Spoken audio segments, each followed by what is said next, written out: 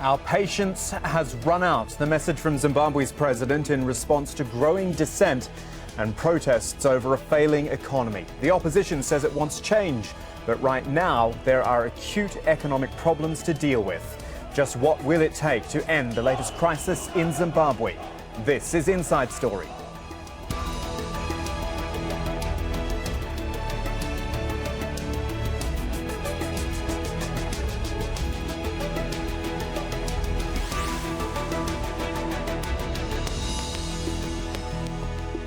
Hello everyone, I'm Kamal Santamaria. Once the beacon of the African continent, Zimbabwe is facing its worst financial crisis in 7 years. And that is saying something, given how many financial crises it has been through.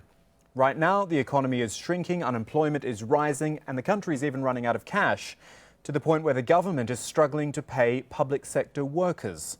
The worsening economy has led to political tensions and anti-government protests. Demonstrators accuse the government of mismanagement and corruption. Some are even calling for President Robert Mugabe to step down. But the 92-year-old, who has led the country since its independence from Britain back in 1980, remains defiant. He says the protests are distracting the government from improving the economy and warned those trying to destabilise the country they will face harsh consequences. Be warned that our patience has limits, and it will definitely soon run out. The demonstrations we have witnessed in the last few weeks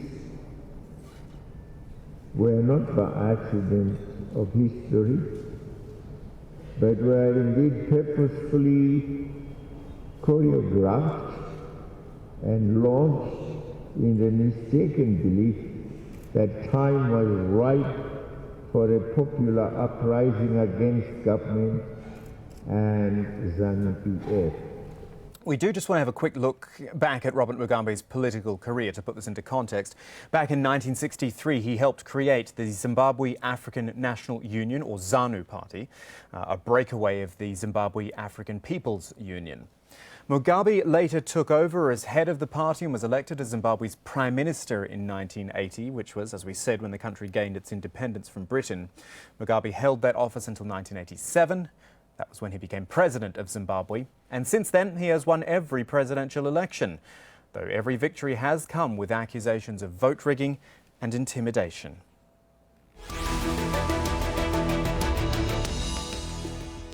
So let's bring in our guests to discuss Zimbabwe today. We start in Johannesburg. We've got Piers Pigu, who is a senior consultant for Southern Africa at the International Crisis Group. In Harare is Nelson Chamisa, a member of the opposition MDC, the Movement for Democratic Change Party, so a member of Zimbabwe's House of Assembly. And rounding out the panel from Birmingham in the UK is Itai MP Choto, who is a spokesman for the ruling ZANU-PF party in the UK and Europe. Gentlemen, I thank you all for your time. I want to read you something here first, a little report I'm looking at, which is actually from January, from NKC African Economics, which is part of Oxford Economics, so this is a reputable group, which back in January was saying the political environment is more likely than not to turn increasingly hostile over the next few months. And that is exactly what has happened. Piers Pigu in Johannesburg, let me start with you. Tell me, in your view, how real and how big this protest movement is. Well, I think we're yet to see the extent to which the protests can go. I mean, what we have seen in the last couple of months is a wide range of social movements and protest groups coming from a range of different backgrounds that are voicing their concerns and their disgust, really, at the deteriorating social and economic circumstances.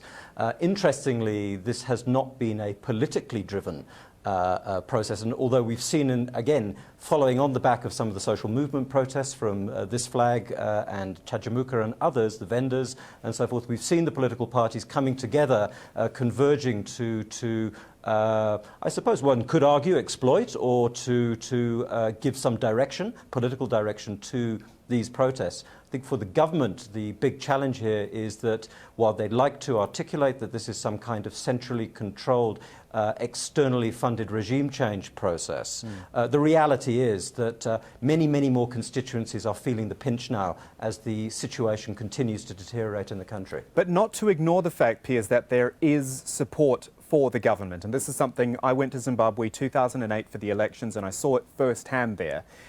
Whereas as an outsider, I probably went in thinking, oh, all these people are going to be against ZANU-PF. But we have to be very clear that there is a lot of support for President Robert Mugabe, otherwise he wouldn't still be president. No, you're absolutely correct. There is a significant level of support. Of course, you know, the conditions for campaigning, for mobilising, for operating in a sort of normal political environment don't exist for the most part in Zimbabwe. In fact, it's interesting that the one time there was space for the opposition to campaign in areas that have been traditionally ZANU-PF strongholds, which was in the build-up to the 2008 elections, what we saw then was a massive increase in opposition support in those areas. So you could argue that most Zimbabweans, particularly in ZANU-PF strongholds, have not had that opportunity. But that, notwithstanding that, yes, there is still a certain amount of support for Mr. Mugabe and for ZANU-PF. They have been in power for 36 years. And certainly, as a result of that, they're able to secure significant amounts of support, particularly in the rural areas of Zimbabwe. Okay. Itai Choto in Birmingham, who is a representative of the ZANU-PF party, I'd like to bring you in here. As we've just established there, ZANU-PF is the government and has been the government for a very long time. Is it not the responsibility of a government to listen to its people then, and when there are protests like that, to take them very seriously? Thank you very much. It is the responsibility of the government to listen to the people, and we do that through an electoral process. If you look at Parliament right now, Parliament has ZANU-PF in government with an overwhelming majority, but we also have the opposition party, which is the MDC. I'm not sure which one now, but there's an MDC in Parliament right now, and they represent their constituency through Parliament. I think it's very important for us to note that everything has to be done within the confines of the law, within the confines of the Constitution. But you are right in saying that the government has to listen to the needs of the people. It should be a government of the people, for the people, and by the people. As ZANU-PF, we stand strong in saying that we are driven by the people and will remain driven by the causes of the people. Which is why it's worrying when President Mugabe says, and I'm quoting, we heard this already, our patience has limits and it will definitely run out. That is basically an open threat, is it not? I would not view it as a threat. I think what the president is saying is that there are limits in what you do and there are limits in toleration as well. But I think that the president will always, as he has always done, operate within the confines of the Constitution. It is important for us to do so. This is the Constitution that has been mandated by the people of Zimbabwe. Overwhelmingly it is. I don't think that they should view that as a threat. Certainly from my own viewpoint, I think the president is just sending a message that's saying there is a tolerance level to everything. And I think he's well within his rights as the commander-in-chief and as the president of Zimbabwe. Okay, Nelson Chamisa in Harare from the MDC, the opposition. You've heard all these arguments so far. What do you make of, I mean, I described it as an almost a threat. Itai Choto said it's not a threat, it's about working within the confines of the law. Where do you sit? Well, I must say that Mr. Mugabe must be reminded that he does not have the monopoly of patience. Citizens have also been very patient for a long time, and the reason that has motivated citizens, the people of Zimbabwe, to protest, which is an expression of legitimate discontent, is because government has shown its complacence, inability and lack of capacity to address the fundamental issues in the country. It is Mr. Mugabe who promised 2.2 million jobs through an election campaign, which election was disputed, and this election, because it is disputed, we also dispute even the fact that ZANU-PF is a government of the people, by the people, from the people. And that is the fundamental issue that we as the opposition are articulating. Let us address fundamental issues around electoral management, around issues of a legitimate government, a government from the people, for the people. Because a government from the people would not beat up people.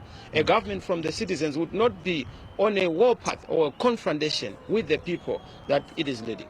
We're just looking at some pictures on screen now of the street protests which have happened, Nelson. Do you officially back them or support them? What capacity are you? Because as Piers Pigu was saying a little bit earlier, these are not technically politically driven protests, but your ideas and the ideas of the people on the street, I'm sure they align.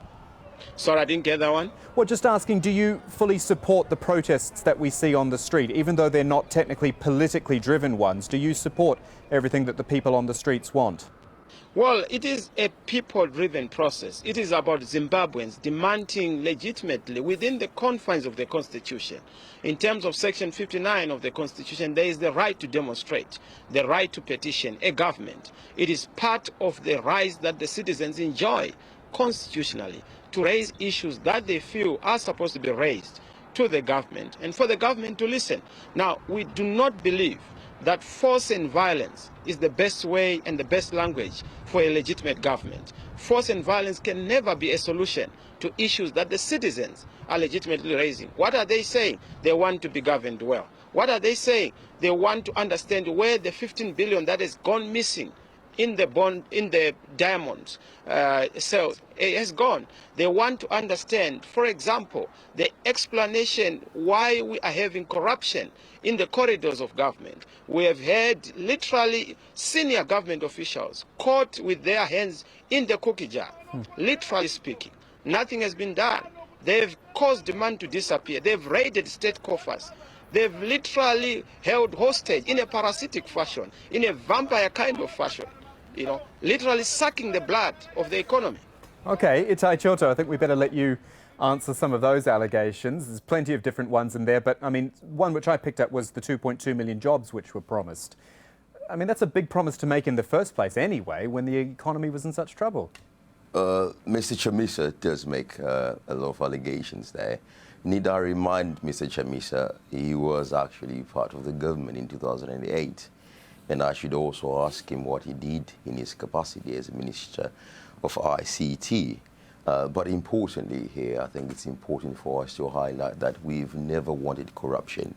Corruption is a disease that needs to be get rid of, whether it's actually in the opposition, MDC, it's actually in ZANU-PF, in the private public sector. I honestly believe that corruption is a national problem and we need to get rid of it. And I think government is taking steps to do that. We've seen it in the audits in the parastatals. We've seen it in the audits that are happening in the ministries, and we applaud such actions. But that is not enough. I can never sit here and say that is enough. We do not want to see an economy that decays because of irresponsible behavior from politicians, from government officials, from the parastatals. But importantly, Mr. Chamisa, what did you do as a Minister of ICT? You were part of government in 2008.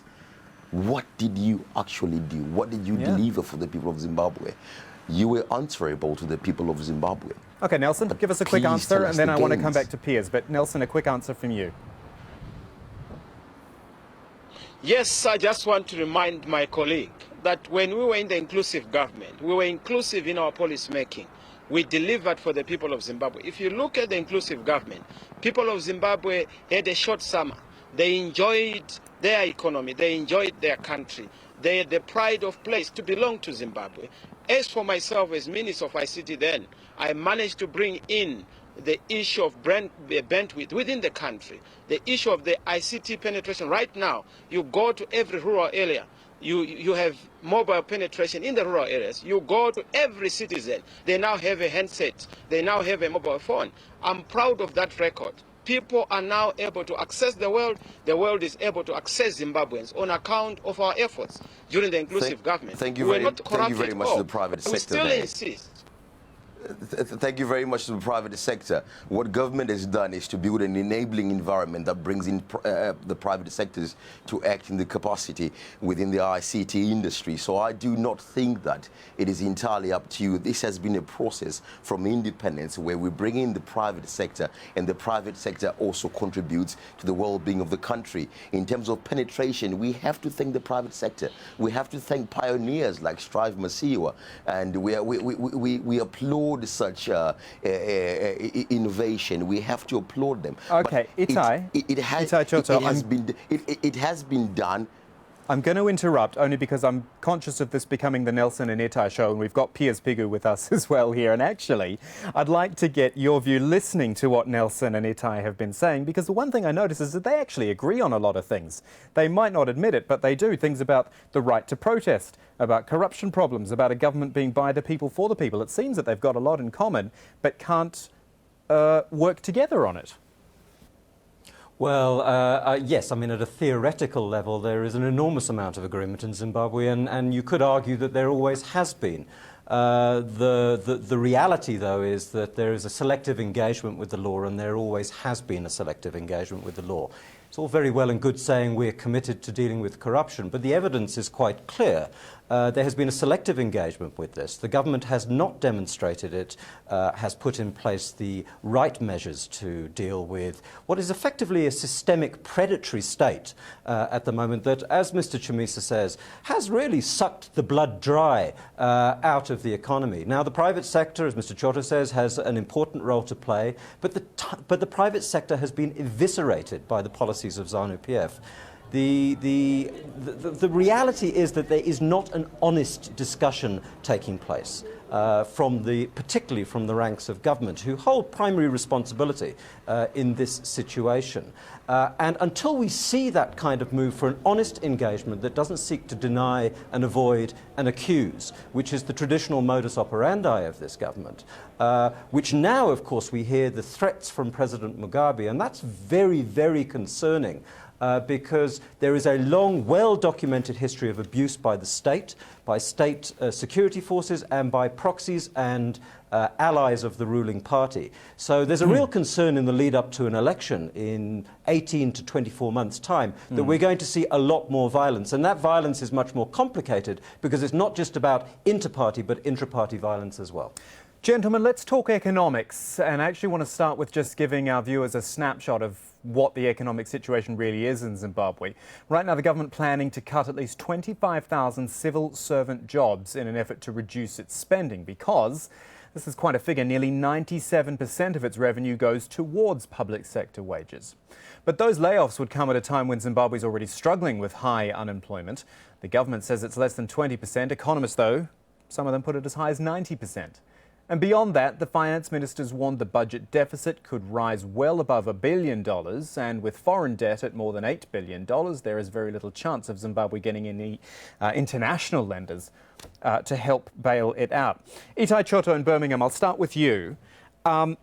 There's a potential backlash here, isn't there? If you can't pay public sector workers, the people who ostensibly support the government and have government jobs, that could be a really big problem coming up. It is definitely a national problem, but I think the government is going in the right direction in cutting public sector workers from the government. We cannot have a government that has 90% or plus of its budget going towards the payment. But I think the point that I need to specify here is that the economic problem in Zimbabwe is not a government problem alone.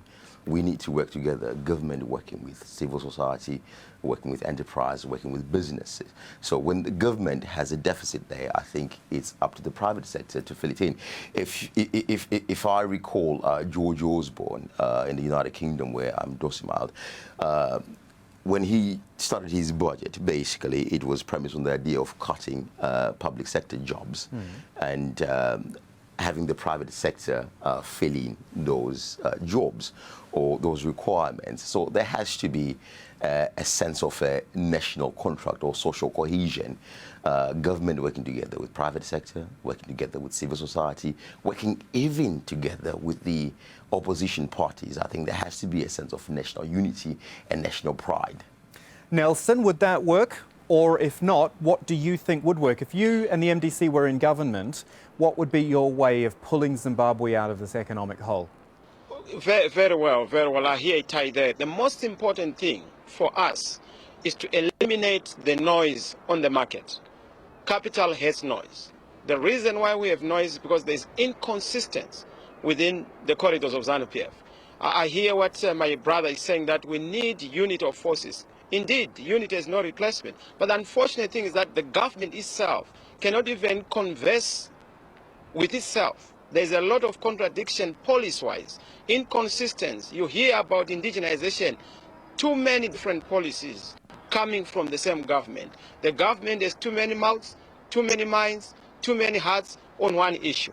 That has sent very conflicting signals for the private sector. That has also sent very conflicting signals for the investors. So when you look at it, it's impossible to arrive at some kind of a way forward. As MDC, we have ideas, but those ideas have no audience. We have tried to whisper to our colleagues within Parliament, they don't listen. We have whispered to Mr. Mugabe's ear, he doesn't listen. He simply ignores us. He looks exhausted, he looks tired to be able to carry this thing forward. There is no interest to deal with corruption. There is no interest to deal with the macroeconomic fundamentals. There is no interest to deal with an investor-friendly environment. There is no interest to deal with the issue of cash in the country. Right now, instead of dealing with the problem of a cashless society, they want to introduce a fiction called the bond paper. That is the problem. They don't listen. They have no capacity to look at good ideas, conceive good policies. They have power without ideas. We have ideas. We are looking for that power. Itai, very quickly, you were listening. We've been told here that ZANU is not listening, but you were listening right then. Mr. Chamisa, ideas are not policy. I think what the MDC needs to do is to reconfigure itself. But then again, I'm actually giving you a playbook there. You need to come up with a cohesive policy. Robert Mugabe, President Robert Mugabe, must go. Is not a policy, has never been a policy. You should come up with a policy that goes directly to the electorate. It is not up to us. We don't elect ourselves into government. But Itai, stop constructing your own question. Mr. Chamisa, let me finish. Let me finish. If you want the electorate to listen to questions. You, come up. I'm allowed to come up with the policy. Come up with the policy. The last policy that I had from MDC, I don't know which one now. I actually don't know because there are so many MDCs that have gone by, but I don't know which MDC. You don't know because you don't listen. You don't know because you don't listen.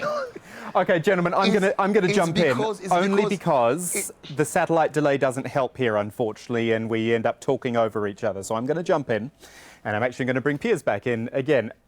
When you hear the gentleman talking there, what are you thinking there? Everyone wants the same thing. Everyone in Zimbabwe must want the same thing. Well, you would think so, certainly, and we hear the sort of rhetorical theatre around a commitment to reform, and I think one of the big challenges for Zimbabwe, and we've heard this increasingly from those that are willing to constructively engage with Zimbabwe, that it's time that the government actually walked its talk. Now, most people are in agreement that Zimbabwe has a remarkable set of assets and a capacity to bounce back quickly, but of course it's held hostage by a political context and a set of political factors that don't allow for the kind of consistency that Mr. Chamisa is talking about, a consistency that will help to lay the foundations for confidence and legitimacy and trust. And it's ultimately the absence or the lack of legitimacy, confidence and trust, both with domestic and international constituencies, that lies at the heart of this problem. Now, in October last year, the government presented to the World Bank and other international financial institutions a plan known as the Lima Strategy, in which it was going to pay its debt arrears of $1.8 billion in order to access other lines of credit, which are critical at this stage for supporting government's plans. Now, we're way behind on those plans, and we're hearing increasingly from those that have been very cheery about the prospects of this, increasingly desperate from the International Monetary Fund and from those international institutions, including the EU and the UK, who are increasingly concerned that this is a government that is unable to deliver in the current context. Gentlemen, it's been a pleasure talking to you. This is a subject close to my professional heart, and it's been really enjoyable talking to all three of you. Piers Pigu, Nelson Chamisa and Itai MP Chota. Thank you. And thank you too for watching. You can check this program out again anytime by visiting our website, aljazeera.com. You can join the social discussion on Facebook. That is facebook.com/AJ Inside Story. And on Twitter as well, our handle there is @AJ Inside Story. I'm Kamal Santamaria from the whole team. Thanks for watching. We'll see you again soon.